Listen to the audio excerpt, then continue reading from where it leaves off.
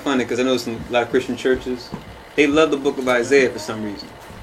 They say the law and the prophets, that was back then, but they love reading Isaiah. Okay. You know, we love reading Isaiah too, but for the right reason. This is Isaiah chapter 61 and verse 1. Isaiah chapter 61 and verse 1. I think the reason why is because there's so many proofs of Christ in Isaiah that it's just undeniable. Isaiah chapter 61 verse 1 reads, "The Spirit of the Lord power is upon me, because Yahweh have anointed me to preach good tidings unto the meek. He hath sent me to bind up the brokenhearted, to proclaim liberty to the captives, and the opening of the prison to them that are bound, to proclaim the acceptable year of Yahweh, and the day of vengeance of our power, to comfort all that mourn." Read the third verse. "To appoint unto them that mourn in Zion." And who? In Zion. So this is how we know that what we're reading here in Luke the 4th chapter and 18th verse, who Yahweh Shah was going to was those who are in Zion, in Israel. Not everybody, right? Because some would consider that. So when you go back to what he was reading from Isaiah, but it pertained to those who are in Zion. You said Isaiah 66?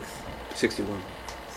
"To give unto them beauty for ashes, the oil of joy for mourning, the garment of praise for the spirit of heaviness, that they might be called trees of righteousness, the planting of Yahweh, that he might be glorified." Hallelujah. So we see now that, like how Nabiya is bringing out, that the Old Testament was very important, not just to us, but we see that it was most important to Yahushua because this is what he was using to teach. So those of us who are followers of Christ, we still have to use the same method. Teach from the old and expound on things that Yahushua gave us in truth and in new. Parable in the sower and the seed right here. Come. Come. Scriptures. Hebrews. The book of Hebrews, The 12th chapter. 12. Yeah. I'm going to read. Yeah. 12th chapter. I'm going to start at the second verse.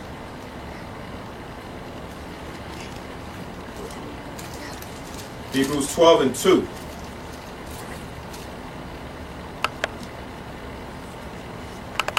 It reads, You still got motion, right? Come. Okay.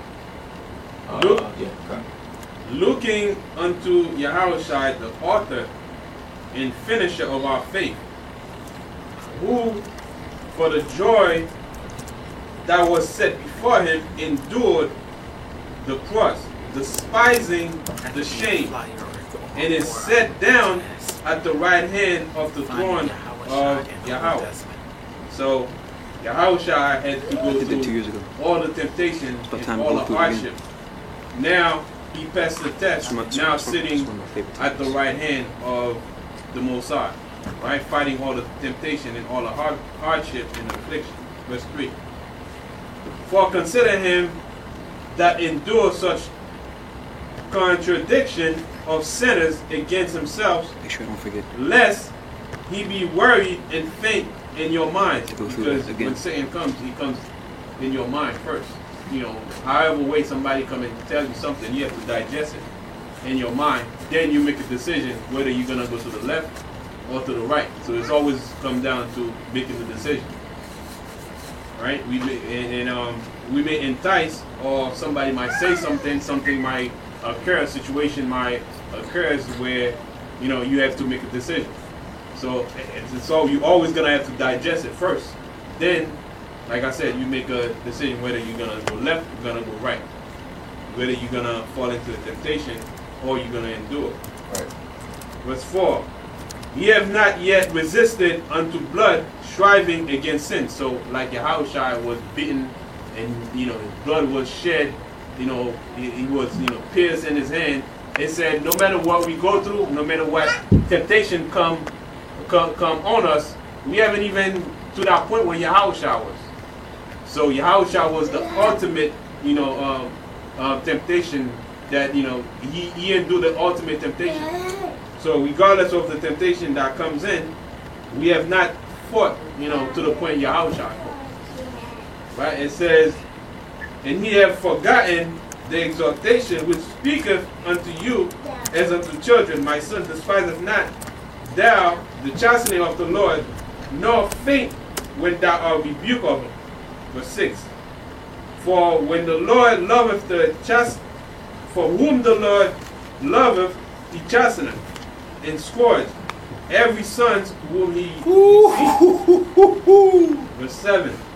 If ye endure chastening, the Most High dealeth with you as with son. For what son is he whom the Father chasteneth not? So if you go into temptation, that means you're striving to be holy. And no one knows what holiness is until you go through affliction and temptation. So because at the moment, most of the reason why people give into temptation is because sometimes they say, okay, why even struggle? You know, why even try to fight it if I'm gonna fail anyway? And it's because they feel like, you know, they already they're already a victim. So why even, you know, continue or put up a fight? So they give in. But really, in retrospect, when they look back at it, they're like, you know what? It wasn't even as bad. I could have held on. You know, but you know, I give in. And, you know, you already committed the sin. So it's too little, too late. Right? Because you know, but when you put up a fight, you put up a struggle, and then the Most High deliver you 2 days after, you're like, you know what? Yeah, I did the right thing.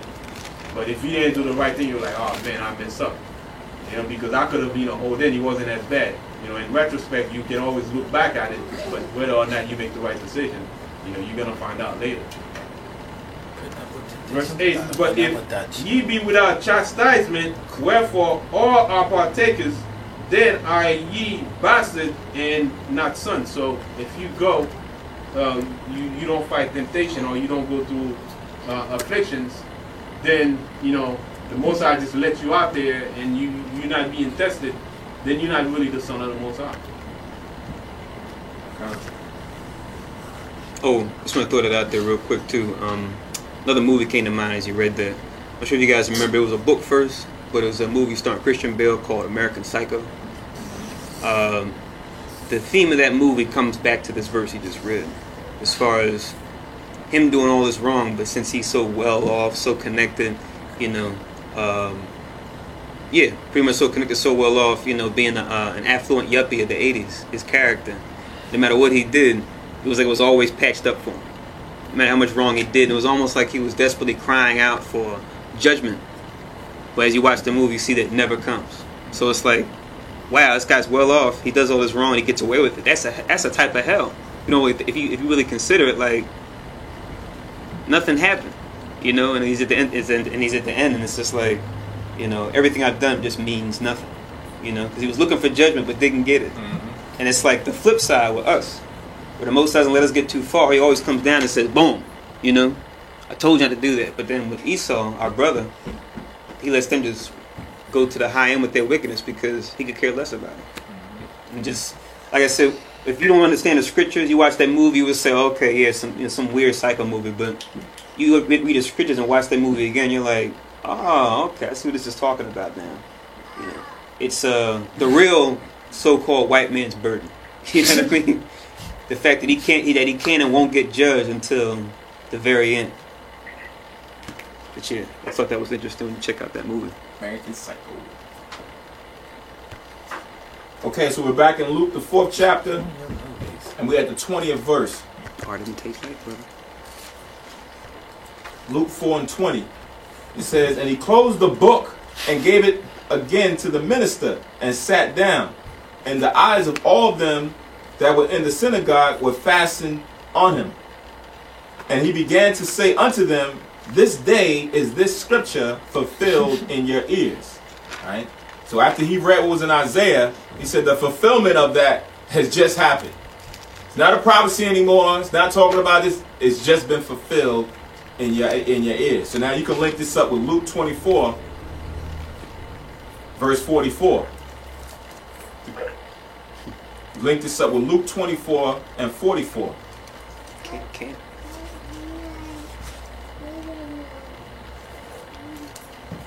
Which says, and he said unto them, these are the words which I spake unto you while I was yet with you, that all things must be fulfilled, which were written in the law of Moses, and in the prophets, and in the Psalms concerning me. So the things that was written in the prophets, being Isaiah, from Isaiah the 61st chapter, he had to come fulfill them. Right? Has all been fulfilled? No. Because there are other things that's in the Old Testament that pertain to Yahushua, his second coming, that has not been fulfilled yet. So when he comes in the second return to redeem Israel, the elect, the chosen, there were going to be other aspects of the Old as well as the New Testament that Yahushua is going to fulfill also. We are going to fulfill certain scriptures that's written in the Old Testament about us in this day and time. Okay? So this is showing you that it wasn't just speaking about the law when you read in Matthew, the 5th chapter, in the 17th verse, as far as he did not come to destroy but fulfill. He was speaking about things that were written of him in Moses, the prophets, and in the Psalms. All right? So that's Luke 24:44.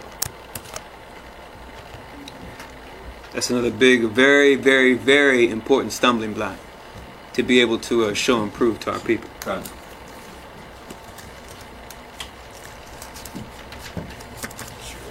Verse 22. And all bear him witness, and wondered at the gracious words which proceeded out of his mouth. And they said, is not this Joseph's son? So they just heard everything he said, eloquent, on point, everything else, but now he's fulfilling what we read in Isaiah? Ain't this Joseph's son? What is he talking about? Right? Because they know him to be Joseph's son, and that's it. The carpenter. Right? They don't know him to be this figure that we, for ages people have been reading about, been teaching and taught in the synagogue. Now here is this guy who lives around the corner, around the block, whatever, come to saying it's been fulfilled now, that he's the one that's going to bring this to existence. Can't be. Right? You see the similar thing happen in Acts to Peter and those that with him. I forgot what the Pharisees said exactly, but they said, how is it these men know letters, having never learned? Right. Because they didn't come to us, like we would say nowadays, go to the seminary, go to theologian school and all that. Who are these men? And they said, and it says they perceive, oh, they've been with Christ. Oh, okay, that's why they're so high and mighty. Right. But it's the same perception. Like, who are you? Just want to say this real quick. When they go into when you learn about persuasion, do debate, they talk about the 3 types of rhetoric. They teach that in law school, whatever. But the third one of the types of rhetoric is they call it ethos rhetoric, which is based on character or your experience. So you'll see that in politics or in the media and whatnot, where people use their experience as part of their validation when they do a speech, a public speech. They'll say, oh yeah, I've experienced this, that, and the third. I've been a drug addict, or I went to this university. whatever they're trying to get across, they'll use their own personal experience to validate what they're saying. So, we'll see how sometimes they can work against a speaker where they say, well, yeah, what you're saying is good and all, but what about you? What about your background? And then they'll make they call it ad hominem, where you pretty much say, you pretty much slander the person as far as their character may be true, maybe not be true, but they do that in trying to defame what they're saying. But what they say is still valid. Right. It's kind of like a child giving their parent advice when they come of age sometimes, and the parent's just like, I raised you up, who are you to tell me anything? But it's just like, but is what your child saying making sense? Is it something you may have forgotten that you need to learn again? Just humble. So you'll see Esau use it a lot when it comes to different things they do in the media and politics and stuff, where they'll bring out an expert and they'll say, oh yeah, so-and-so, he's done research in this area, or he has a PhD in this from this university. So before the person says anything, everyone's just like, everything they're going to say is pretty much gold. Right. But now the opposite's working against you, but even though you're saying the right thing, they're going to look at it, oh, who is he? What's his background? Oh, he did what? He went to community college, Lincoln Tech? Oh, he didn't even graduate from high school? Like we were talking about last night, straight F's? Yeah. I don't want to hear. I don't want to hear a thing that you said. Right. I don't want to hear nothing that you got to say. 6th grade education? Yeah. You ain't saying nothing. Your credentials don't warrant you to be worthy enough to speak. Right, exactly. But yeah, they call it ethos rhetoric. They call it ethos rhetoric, where you persuade due to your experience. What you know. remember that. It's funny.